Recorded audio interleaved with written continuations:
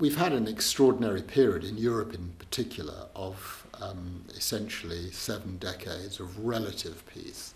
There has been relative peace all around the world. We look at various parts of the world today, in Iraq and in Syria, in Myanmar, and we see some very terrible things happening.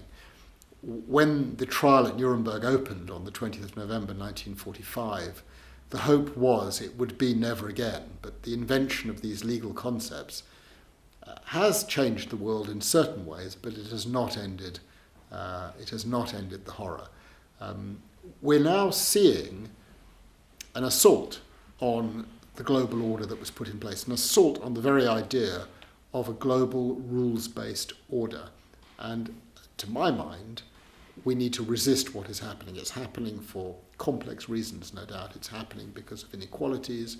It's happening because of anxieties about a loss of control in the face of globalism or globalization. And I think that the very first thing we have to do is go back to history and recall what has happened before. People in Europe seem to think it could not happen here again. I fear they are wrong. Human nature being as it is, we need to be constantly on our guard. Nationalism is back, populism is back, discrimination is back on the basis not of what individuals have done, but because they happen to be a member of a group that is hated at a particular moment in time or place.